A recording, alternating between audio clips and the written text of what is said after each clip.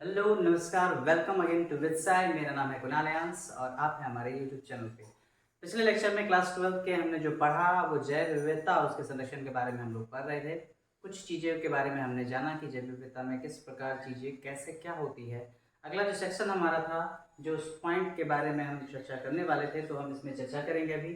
तो आप सभी लोग जो है सबसे पहले सब्सक्राइब कीजिए, अगर सब्सक्राइब नहीं किया है तो, और लाइक कीजिए और बाकी शेयर कीजिए आपके क्लासमेट्स जितने भी हैं क्लास 12 के उनके पास, ताकि वो भी आसानी से कुछ चीज़ें अगर छोटी बड़ी है तो उसको पढ़ सके। और चूँकि फ्री ऑफ कॉस्ट है तो आपको कोई कुछ करना नहीं है, बस शेयर का जो है वो बटन दबाना है और शेयर करना है। तो चलिए देखते हैं हमारे पास जो है पिछले लेक्चर में जो हमने पढ़ा था उससे आगे बढ़ते हैं। आगे बढ़कर देखते हैं कि जैव विविधता में और क्या क्या चीज़ें हैं। तो पिछले पॉइंट तक जो हमने छोड़ा था उस पैटर्न को हम देखते हैं। तो हमने देखा कि वैश्विक जैव विविधता क्या थी। पिछले क्लास में हमने देखा था, पिछले लेक्चर में, कि वैश्विक जैव विविधता किस आधार पर थी, कैसे क्या थी, किस तरीके से उसका बंटवारा था, चाहे वो कशेरुकी का हो, चाहे वो अकशेरुकी का हो, चाहे वो फिर पादप का हो। तो हमने देखा और हमने उसमें क्या देखा कि जो अकशेरुकी है उसमें 70% हिस्सा जो है वो कीट पतंगों का होता है। अब जो है हम देखने वाले हैं कि वो जैव विविधता के प्रतिरूप क्या क्या होते हैं। मतलब कि अगर हम जैव विविधता को देखें बहुत गहराई से, तो जैव विविधता हमारे पृथ्वी पर किस आधार पर, किस रूप में बट रही है, कैसे कहेंगे हम इस सेक्शन को। तो थोड़ी देर के लिए पहले इस जो है हमारा क्वेश्चन या हमारा जो पॉइंट है उसको हम क्लियर करते हैं, उसके बाद थोड़े से और डिटेल से इसको समझेंगे। चलिए देखते हैं। सबसे पहले कह रहा है कि जैव विविधता के प्रतिरूप। देखिए, जैव विविधता के जो है दो प्रतिरूप हो सकते हैं, इस बातों का हमेशा ध्यान रखिए। क्यों हो सकते हैं दो प्रतिरूप? तो जब आप पृथ्वी के बारे में जो है पढ़ते हैं, थोड़े देर के सपोज कीजिए कि हम यहाँ पर मान के चल रहे हैं कि ये हमारी पृथ्वी है। अगर हम पृथ्वी के बारे में पढ़ते हैं तो आपको पता है, थोड़ा बहुत ज्योग्राफी तो आपने पढ़ा होगा, ये ऐसा पोल कहलाता है हमारा, ऊपर और नीचे वाला, इसको हम लोग ध्रुव कहते हैं। बीच से जो है भूमध्य रेखा जाती है जो पृथ्वी को दो भागों में विभाजित करती है। आपको पता है कि ये वाला पूरा इलाका उष्णकटिबंध कहलाता है। इस इलाके को हम लोग उष्णकटिबंध इलाका कहते हैं, इसको और इसको दोनों को हम लोग कहते हैं उष्णकटिबंध। मतलब कि इस इलाके में ना तो ज़्यादा ठंडी पड़ती है और ना ज़्यादा गर्मी पड़ती है। मतलब इस रेंज में तो पड़ता है, लेकिन अगर इस इलाके में आए, इस इलाके में आए, तो ना ज़्यादा ठंडी पड़ती है ना ज़्यादा गर्मी पड़ती है। तो मतलब थोड़ा बहुत गर्मी भी है और थोड़ी बहुत ठंडी भी है, इतनी भी ठंडी नहीं कि जम जाए, जैसे कि इस स्थिति में है यहाँ पर। ये वाला आपका शीतोष्ण इलाका कहलाता है, ये भी पूरा शीतोष्ण इलाका कहलाता है, पूरा का पूरा ये सेक्शन, ये समशीतोष्ण इलाका कहलाता है। समशीतोष्ण इलाका और उष्ण कटिबंध इलाका, इस दोनों की अगर बात की जाए तो हम यही देख रहे हैं। तो हमने पढ़ा है कि जो पृथ्वी होती है हमारी, वो अक्षांश और देशांतर रेखाओं में बटी हुई है। ये आपको पता है, थोड़ा बहुत तो पता ही होगा, ज्योग्राफी में पढ़े होंगे आप लोग। तो उसी आधार पर कह रहा है कि अगर हम जैव विविधता के प्रतिरूपों को देखें तो जैव विविधता जो है उसके दो जो है, मतलब कि उसको दो भागों में बांटा जा सकता है, ऐसा हम मानते हैं। सबसे पहले वाले पे कंडीशन पे अपने पास अक्षांशीय प्रवणता। प्रवणता मतलब कि अगर हम इस रेखा पर बात करें, ये जो हमारी रेखा है, इस रेखा के आधार पर अगर हम बात करें तो इस पर उतार चढ़ाव की कैसा स्थिति होगा। तो जैसे हमने पढ़ा था और हम जानते भी है थोड़ा बहुत कि आपको इतना तो पता होगा कि इस इलाके में मोस्टली टाइम बर्फ ही जमा होता है, इस दोनों इलाके में। तो यहाँ तो वैसे भी जैव विविधता उतनी ज़्यादा नहीं देखने को मिलेगी।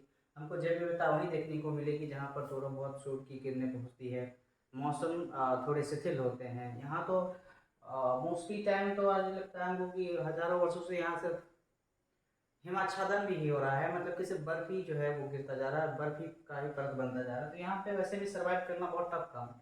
सर्वाइव वहीं हो सकता है जहाँ पर प्रकाश संश्लेषण हो सके। तो जैव विविधता वहीं हो सकती है जहाँ सूर्य का प्रकाश अच्छे से पहुँच पाए। अब इतना भी नहीं कि इतना ज़्यादा पहुँच जाए कि जल ही जाए वो, लेकिन इतना पहुँच पाए कि जिससे आसानी से चीज़ें सर्वाइवल हो सके। तो वही यहाँ पर कह रहा है कि सबसे पहला जो जैव विविधता का प्रतिरूप होता है वो होता है अक्षांशीय प्रवणता। मतलब अक्षांश के आधार पर उतार चढ़ाव। प्रवणता मतलब उतार चढ़ाव, मतलब कि अगर हम अक्षांश के आधार पर देखें तो ये इसको हम लोग अक्षांश कहते हैं।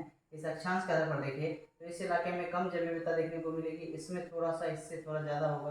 इसमें इससे थोड़ा ज़्यादा होगा, इसमें सबसे ज़्यादा होगा। मतलब बहुत ज़्यादा मात्रा में हम लोग सर्वाइव यहीं पर करते हैं, इसी एरिया में करते हैं। तो यही यहाँ पर कह रहा है अक्षांशीय प्रवणता के बारे में। चलिए देखते हैं क्या कह रहा है यहाँ पर आगे। कह रहा है पृथ्वी के अक्षांशों पर जैव विविधता में क्रमबद्ध प्रवणता दिखती है। मतलब कि आप अगर पृथ्वी के अक्षांश पर देखेंगे तो आपको सीरीज में जो है जैव विविधता दिखेगी अक्सर। कैसे? तो आप देखते हैं स्वयं, आप अगर ग्लोब उठाते हैं, ग्लोब उठाकर अगर पृथ्वी पर रिसर्च करते हैं, आप देखते हैं उस हिस्से को, तो आपको स्वयं पता चल जाएगा कि किस हिस्से में जातियाँ या प्रजातियाँ हो सकती है, किस हिस्से में नहीं हो सकती, है ना। तो ये मौसम के आधार पर, जलवायु के आधार पर, तापमान के आधार पर जो है स्थित रहते हैं। उसी के बारे में कह रहा है कि पृथ्वी के अक्षांशों पर जैव विविधता में क्रमबद्ध प्रवणता दिखती है, मतलब कि उतार चढ़ाव हमको दिखते हैं। कह रहा है उच्च उच्च अक्षांश से कम अक्षांश की ओर जैव विविधता बढ़ती है। समझ रहे बातों को?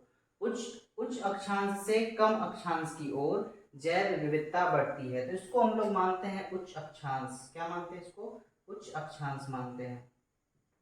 और जब उच्च अक्षांश से निम्न अक्षांश की ओर बढ़ते हैं हम, तो यहाँ पर जैव विविधता बढ़ती जाती है। दोनों तरफ से निम्न उच्च हो जाएगा। इधर से ऊपर की ओर जाएंगे तो निम्न होता जाएगा, इधर से नीचे की ओर आएंगे तो निम्न होता जाएगा। तो मतलब कह रहा है कि जब हम उच्च अक्षांश से निम्न अक्षांश की ओर बढ़ते हैं तो हमको जैव विविधता बढ़ती दिखती है। बहुत सारे जीव बढ़ते दिखते हैं। जैसे कि आप स्वयं सोचिए ना कि आप अगर पहाड़ों पर जाते हैं तो वहाँ लोग कम दिखते हैं आपको, घर कम दिखते हैं, पशु पक्षी बहुत कम दिखते हैं। जहाँ बर्फ़ वगैरह और ऊंचाई पर जाते हैं, बर्फ़ वगैरह जहाँ पड़ते हैं वहाँ कम लोग दिखते हैं। वही आप अपने इलाके में चले आइए, देखिए अंधाधुंध तो आपको घर दिखेंगे, अंधाधुंध जो है लोग दिखेंगे, गाड़ियाँ दिखेंगी, मतलब ढेर सारी विविधताएं दिखेंगी।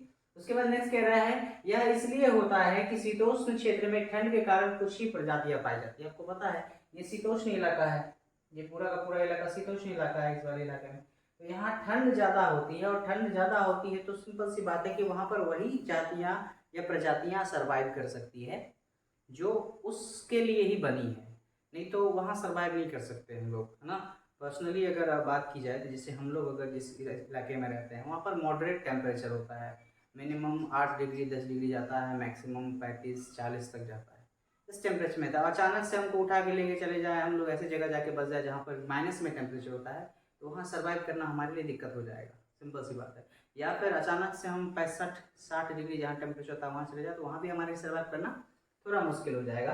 तो वही कह रहा है। अब शीतोष्ण क्षेत्र में क्या होता है, मोस्टली टाइम बर्फ ही गिरते रहता है, ठंडी ही बहुत ज़्यादा होती है, तो वहाँ वही जो उसके अनुकूल है वही वहाँ सर्वाइव कर सकते हैं, सभी लोग सर्वाइव नहीं कर सकते, है ना। आप बर्फ पे आम का पेड़ नहीं देख सकते, जो पेड़ वहाँ फल सकते हैं वही पेड़ आप देख सकते हैं। आम का पेड़ नहीं देखेंगे, गेंदा का फूल नहीं देखेंगे। तो ये सब अलग अलग तरीके से जो है स्थितियाँ होती हैं।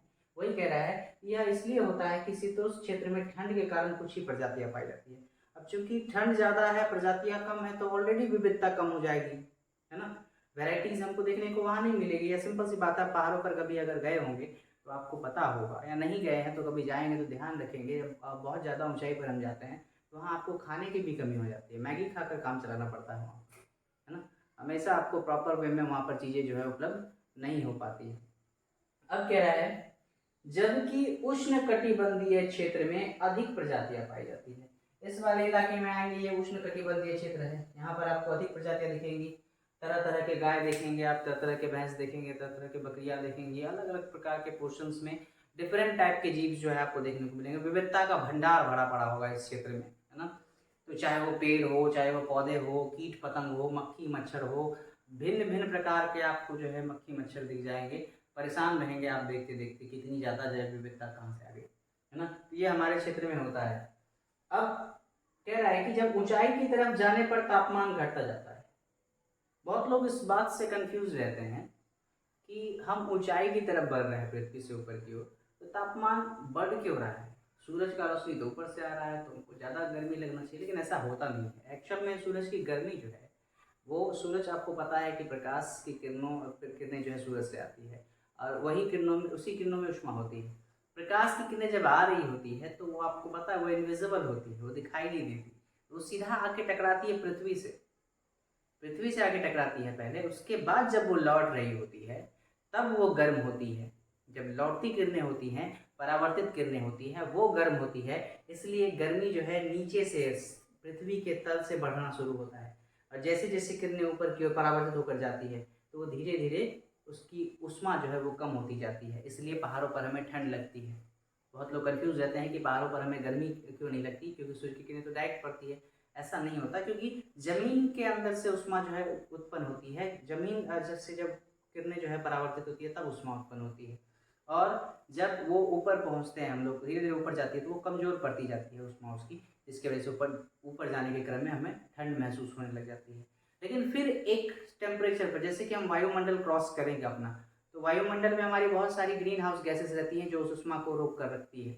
इसीलिए हमारा पृथ्वी इस टेम्परेचर में है कि हम लोग सर्वाइव कर पाते हैं। नहीं तो अगर हमारे ऊपर जल वायुमंडल नहीं होता तो हम तो ऐसे ही बर्फ में जम जाते हैं, जैसे ही सूर्य की रोशनी बंद मतलब आना बंद होती। तो इस कंडीशन में होता है, लेकिन एक टर्म पे आकर फिर वापस ऊपर गर्मी बढ़ती है जब हमारा लेयर खत्म हो जाता है। तो वो सब तो भूगोल की बातें हैं, तो भूगोल पढ़ाते नहीं हम, तो फिर क्या बता सकते हैं उसके अंदर। जानते हैं उसके बारे में, लेकिन वो भूगोल की क्लास में बताएंगे कभी। अभी देखिए यहाँ पर क्या कह रहे हैं कि ऊंचाई की तरफ जाने पर तापमान घटता जाता है, जिसके कारण विविधता कम होती जाती है। और ऊपर जाएंगे तापमान घटता जाएगा, विविधता ऑलरेडी कम होती जाएगी, क्योंकि उस कंडीशन में सब सर्वाइव नहीं कर सकते।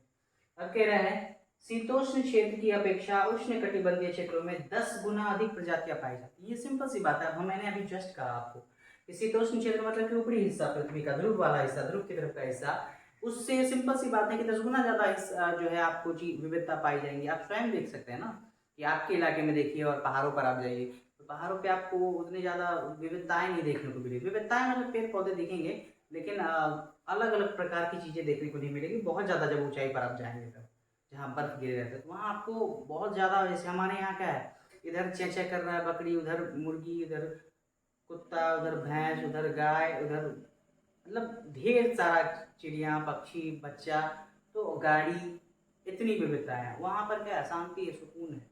और ऊपर जाएंगे बर्फ गिरने लगेगा, और ऊपर जाएंगे हिम हिम मतलब पूरा हिमछादन हो जाता है, तो उसमें आपको वैसी विविधता देखने को नहीं मिलेगी उतनी ज़्यादा, मोस्टली बर्फ से ही ढका होता है। वही यहाँ पर कह रहा है कि उष्ण कटिबंधीय क्षेत्र में 10 गुना अधिक पाई जाती है। किससे? तो शीतोष्ण क्षेत्र से। इससे 10 गुना अधिक इसमें पाया जाता है, 10 गुना चलता है क्षेत्र। मान लीजिए वहाँ 5 होगा तो यहाँ सीधा 50 प्रजाति होगा इस कंडीशन में।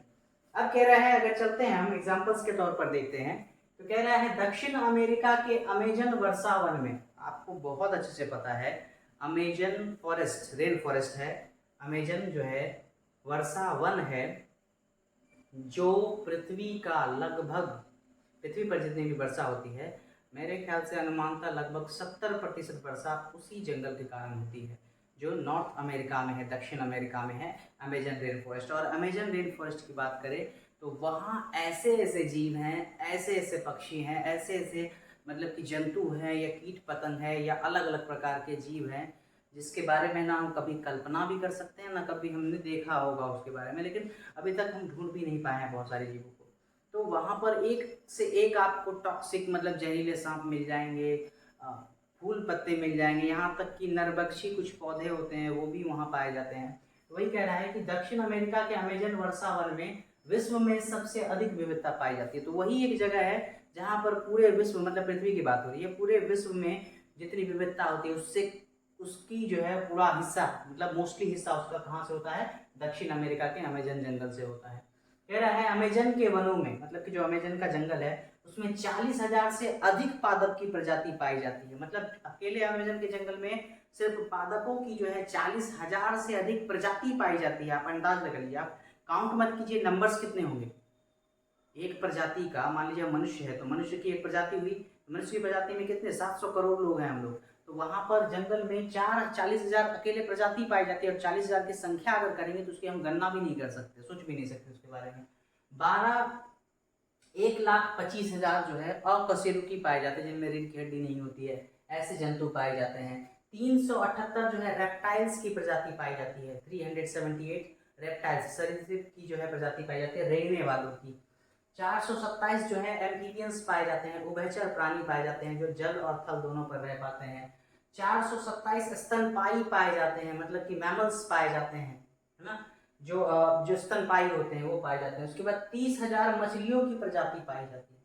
मतलब आप स्वयं सोचिए ना कि पूरे विश्व में सबसे अधिक जैव विविधता जो है अमेजन के रेन फॉरेस्ट में दिखती है। तो आप स्वयं लगाइए कि कितना ज़्यादा होता है। बहुत सारी आप हॉलीवुड फिल्में अगर कभी देखते होंगे तो आपको दिखता होगा जंगल में जा रहा है वो एनाकोंडा देखा, ये देखा, तो वो सब चीज़ें वहीं से कल्पना की जाती है, विजुलाइज की जाती है, ये ऐसा होता है वैसा होता है। तो ये सब एक्चुअल में वहाँ पर जब हम जाते हैं तो उनको अलग अलग स्पाइडर्स के बारे में पता चलता है कि भाई यार ये तो नया है, हमने देखा है। मकड़े देखते हैं हम लोग, मकड़े ही आप अपने अपने घर में देखते होंगे, हमको लगता है अपने घर में आप कम से कम 4-5 प्रकार के मकड़ी देखते होंगे। मेढक देखते होंगे आप अपने आसपास, तो 4-5 प्रकार के देखते होंगे। तो इस कंडीशन में कह रहा है कि जब विविधता देखते हैं ना हम, तो इतनी ज़्यादा विविधता है चीज़ों में कि हम ढूंढते ढूंढते हमारा पूरा जीवन काल चला जाएगा और हमारे कई पुष्टों का जीवन काल चला जाएगा, फिर भी हमें ढूंढने में बहुत समय लग जाएगा। तो ये है हमारा जैव विविधता के प्रतिरूप का पहला खंड, पहला भाग, जिसको हमने अभी कवर किया है, जिसमें हमने अक्षांशीय प्रवणता के बारे में बताया कि मतलब कि अक्षांश के, पृथ्वी के अक्षांश के आधार पर भी उतार चढ़ाव होता है, उसमें भी जैव विविधता में अंतर दिखता है। दूसरा जो हमारा सेक्शन है उसको हम लोग नेक्स्ट लेक्चर में पढ़ेंगे। तो फिलहाल आज के लिए इतना ही, बाकी जुड़े रहिए। अगर वीडियो अच्छा लगा तो सब्सक्राइब कीजिए, शेयर कीजिए, खुश रहिए।